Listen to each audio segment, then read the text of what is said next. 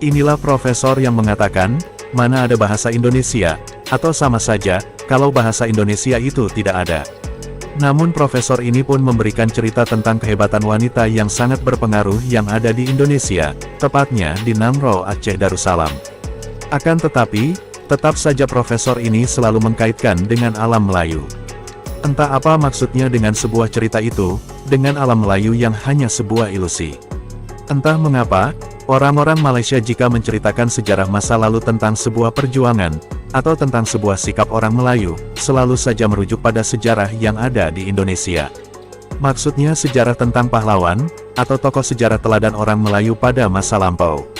Akan tetapi yang mereka ceritakan itu semuanya ada di Indonesia, walaupun dahulu Indonesia belum merdeka.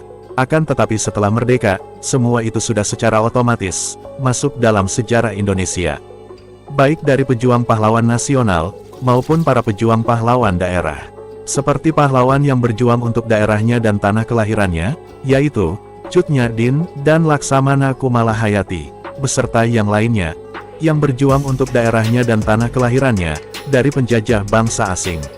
Serta sikap dan simbol perjuangan yang harus diteladani. Apakah di masa itu, tanah Melayu yang ada di negara Malaysia, tidak memiliki pejuang pahlawan daerah, yang berjuang melawan penjajah bangsa asing? Apakah di masa itu, tanah Melayu yang ada di negara Malaysia, tidak memiliki tokoh masyarakat yang harus diteladani, sebagai simbol perjuangan masa lampau yang nyata?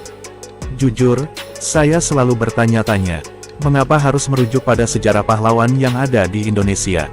Apakah Malaysia bagian dari wilayah Indonesia? Memang, dahulu Indonesia dan Malaysia adalah satu wilayah, yaitu wilayah Nusantara. Tapi itu dulu. Bukan sekarang. Dan wilayah itu sudah terbagi. Jadi, sudah tidak pantas lagi berbicara memiliki kesamaan sejarah. Karena sejarah itu sekarang ada di wilayah Indonesia. Jika ingin mengangkat sebuah sejarah, angkatlah sejarah yang ada di negeri sendiri. Bukan tidak diperbolehkan mengangkat sebuah sejarah yang ada di Indonesia. Akan tetapi, alangkah lebih baiknya angkatlah sebuah sejarah di negeri sendiri, di tanah Melayu sendiri, yang sekarang sudah menjadi negara Malaysia. Agar rakyat yang ada di tanah Melayu negara Malaysia, memiliki rasa perjuangan, serta memiliki identitas tanah perjuangan. Karena adanya para pejuang di tanah Melayu Malaysia, serta tokoh sejarah teladan yang ada di tanah Melayu Malaysia. Janganlah Profesor Malaysia membawa-bawa nama alam Melayu, karena alam Melayu itu tidak ada. Yang ada hanyalah alam Nusantara, yang sekarang sudah menjadi wilayah negara Indonesia.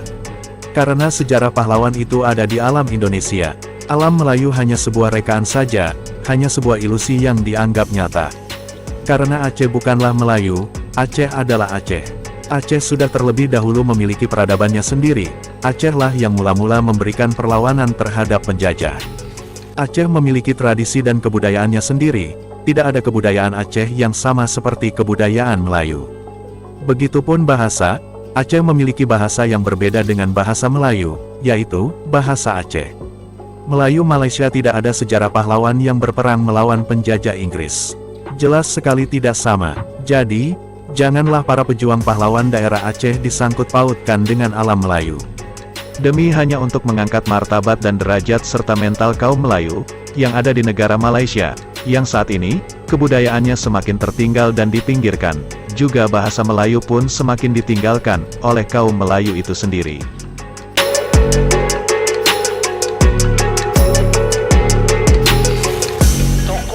Yang mungkin muslimat.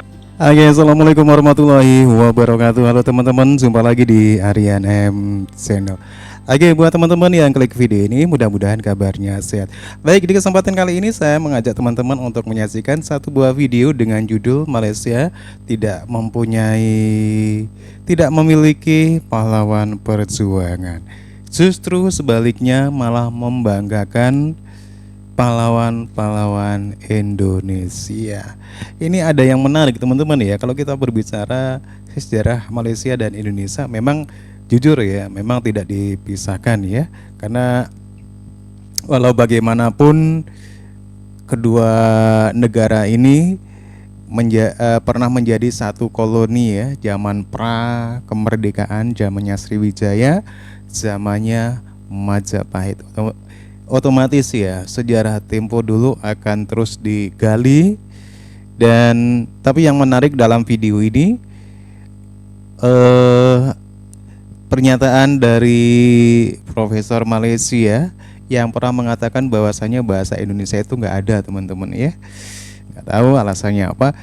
Dan menariknya juga di sini bahwasanya profesor ini justru malah membanggakan, kagum ya dengan kisah dari pahlawan dari Aceh. Oke, seperti apa videonya? Kita akan coba lihat ya.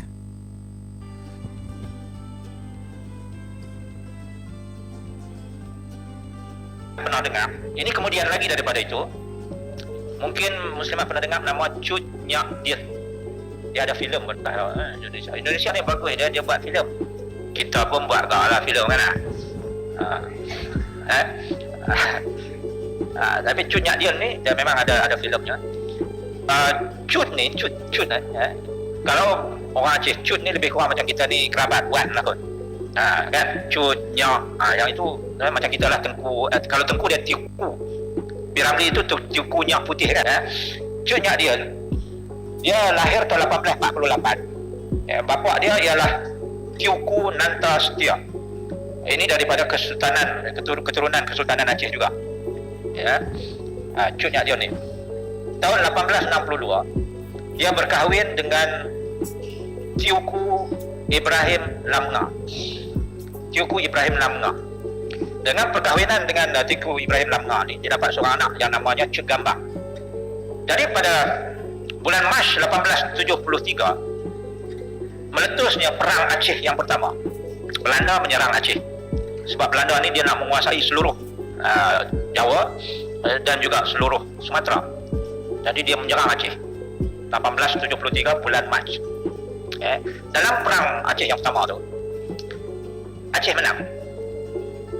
Aceh menang dan kepala perang Belanda masa itu iaitu Johan Kohler. Johan Kohler itu sendiri kena tembak mati di bawah satu pokok sak. Dia duduk sembunyi dalam tu. Orang Aceh tembak dia berdebu kena mati. Jadi berundurlah pokok Belanda ni. Menanglah Aceh. Kan? Pokok tu dipotong dan kayunya hari ini disimpan sebagai satu artifak kenang-kenangan di Muzium Aceh. Saya pergi ke Aceh ni 6 tahun selepas tsunami dan saya pergi tengoklah batang pokok kayu besar dipotong dan disimpan sebagai kenang-kenangan untuk menunjukkan kepada generasi kemudian bahawa di bawah pokok besar ni lah Johan Kohler kena tembak mati dengan pejuang Aceh. Kita tak ada benda gitu kan. Jadi sebab tu kita harus semangat benda lain. Bulan November tahun yang sama, Belanda nak balas dendam. Maka mereka melancarkan perang Aceh yang kedua. Dalam perang Aceh yang kedua ni, Tiuku Ibrahim Lamnga syahid di sebuah tempat yang bernama Selageli Tarun pada tahun 1878 sebenarnya. 1878 dalam perang Aceh yang kedua, Tiuku Ibrahim Lamnga ni syahid. Nampak? Jadi bila dia syahid, maka sedihlah Cut Nyak Dien ni bersama dengan anak dia Cut Gambang tadi. Masa tu ada seorang lagi pembesar Aceh yang bernama Tengku Omar. Jadi Tengku Omar ni dia merasa kesian kamarnya dekat Cut Nyak Dien ni. Dia pergi lamar Cut Nyak Dien lah. Dia kata, "Mainlah kita nikah." Nampak aku kesian. Cut Nyak Dien kata, "Nak nikah dengan dia boleh, tapi dengan satu syarat. Dengan syarat izinkan dia pergi perang dan dia kata dia akan bawa sekali Cut Gambang ke Medan." Tengku Omar kata, "Sudahlah pula lagu tu." Orang Aceh ni dia bawa Quran di tangan kanan, rencong di tangan kiri. Walaupun sampai masuk ke dalam hutan, mereka melancarkan serangan-serangan berbentuk gerila. Yang ini yang menyebabkan Belanda tak boleh tahan. Pada hujung tahun 1878 itu. Jadi teruslah berperang dengan Cut Nyak Dien sekali terus berperang sama melawan tikam dan sebagainya, menembak. Tahun 1893 oleh sebab kuatnya asakan daripada Belanda, ramai pejuang Aceh yang syahid. 1893 tu tinggal tak ramai dah, dalam 200 orang, 250 orang pengikut Tengku Umar. Jadi Tengku Umar kata kalau macam ini habis orang dia nanti. Jadi Tengku Umar kata, okeylah Belanda, kami menyerah kalah.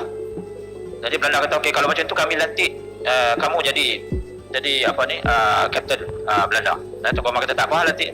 Belanda pun lantiklah Tengku Amar menjadi kapten Belanda, dan dia bagi senjata dan sebagainya.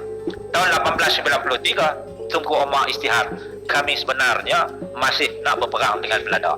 Jadi Belanda punyalah geram, dia istihar dalam tahun 1893 itu pengkhianatan Tengku Amar. Sebenarnya Tengku Amar membuat helah sahaja untuk mendapatkan senjata-senjata daripada Belanda, dan kemudian meneruskan lagi perjuangan untuk berperang dengan Belanda. Akhirnya Tengku Amar juga syahid di Melabuh. Bila Tengku Amar syahid di Melabuh, tempat yang namanya Melabuh itu, ya, Cut Nyak Diem ni meneruskan perjuangan Tengku Amar. Dia pula memimpin orang-orang Tengku Amar untuk terus menyerang Belanda. Ya. Sampailah dia makin tua. Dan satu masalah dengan Cut Nyak Diem ni, bila dia semakin tua, dia jadi rabun. Mata dia tak nampak. Bila mata dia tak nampak, dia dah susah nak. Masih lagi berperang, tapi susah lah nak pergi perang, mata tak nampak kan, mata rabun teruk. Tahun 1901, Cut Nyak Diem ditangkap. Ditangkap, kemudian dibawa ke Bandar Aceh, dan Belanda pun ubat mata dia dan sebagainya. Kemudian Belanda takut. Cut ni dia tak payah pergi Medan pun, sebut nama dia saja, orang Aceh sudah naik semangat. Jadi oleh sebab tu Belanda kata kita kena buang daerah. Dibuanglah ke Sumedang di Jawa Barat. Satu tempat yang namanya Sumedang. Jadi Cut ni apabila dibuang ke Sumedang, dia duduk mengajar Quran dekat anak-anak di Sumedang, di samping memasukkan semangat jati diri orang Melayu, ya, di alam Melayu ini. Akhirnya tahun 1908 Cut Nyak Diem, pahlawan Aceh ini, meninggal dunia dalam buangan di Sumedang itu. Umur dia masih. Oke teman-teman ya, demikian ya satu buah video dengan judul Malaysia tidak memiliki pahlawan perjuangan dan justru mengagumi pahlawan Indonesia. Pada intinya teman-teman, memang kalau kita berbicara sejarah kedua negara ini memang tidak bisa dipisahkan ya, walaupun masing-masing sudah menjadi negara sendiri-sendiri ya.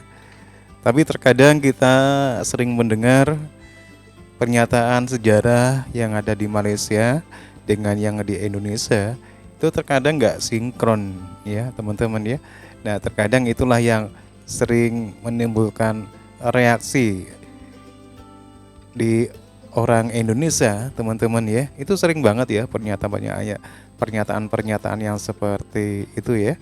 Seperti misalkan contoh ya, ada klaim misalkan sejarawan Malaysia mengatakan misalkan Borobudur itu ada warisan budaya Melayu, dan masih banyak banget hal-hal lain yang mungkin terdengar sedikit aneh dan menimbulkan reaksi. Oke teman-teman, demikian satu buah video sudah kita saksikan.